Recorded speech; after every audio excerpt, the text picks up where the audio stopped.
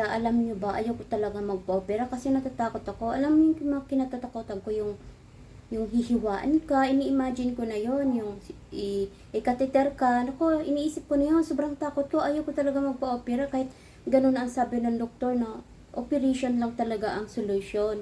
Kaya alam niyo yung ginagawa ko, nanonood muna ako ng mga about sa mayuma, lalo na sa TikTok.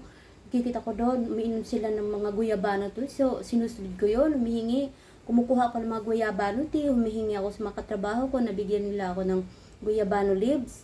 Ayun, ano talaga, organic yung ginagawa kong tea, yung leaves talaga. So, iniinom ko. Alam niyo ba, unang inom ko sa araw na yon or pangalawang araw inom ko, nag-react yung mayuma ko sa loob. Nag-react siya, para siya nagpaparamdam na, hindi maganda ginagawa mo na idaan-daan mo lang ako sa mga herbal, kailangan mo ko alisin. Parang yun ang gusto niya ipaalam sa akin kasi nag-react siya. Nag-react siya, pilit ko pa rin magtrabaho. Alam, pag nagtrabaho ako, hindi na ako makalakad ng maayos. Para na siyang may sumisiksik sa puson ko, tapos masakit siya, tapos kapag umupo ako, para siyang may kalso na banda sa tiyan ko, hindi na ako makayuko. So, kailangan ginagawa ko, pag nakaupo ako, iba na yung pagkaupo, straight body talaga, or medyo pahalang na yung pagkaupo ko. Tsaka kung hindi, kailangan nakahiga na ako. So, sobrang takot ko na talaga. Tiniis ko pa rin, nag-herbal tea siguro ako noon ng mga 1 week, pero talagang siya, matapang yung mayuma ko. Talagang inaano ako na, sabi ko ng sarili ko, parang gusto na akong patayin nito kasi yung likod ko, sa likod ko yung mga buto, naramdaman ko sumasakit siya, gumuguhit yung likod ko, sakit, sabi ko sa mga kapatid ko, parang gusto akong patayin Kaya sabi ng kapatid ko, sila talaga nag-udyok sa akin na, ate, magpa-opera ka na, opera ka na. Siyempre, inisip ko, ay, mamamatay na ako, natatakot din naman ako mamamatay. Siyempre, mga kapatid ko, takot din mamatay ako. Yun. Siyempre, ako din, natakot din ako mamatay, no? Kasi siyempre, meron ako pa akong gustong gagawa. Marami pa akong gustong gagawin sa buhay. Kaya, ayun, napapayag ako na magpa-opera na lang talaga ako at final. So, mga katapusan ng tapusan ng mga first week na ng August, nag-decide na ako, punta na ako ng doktor, hospital.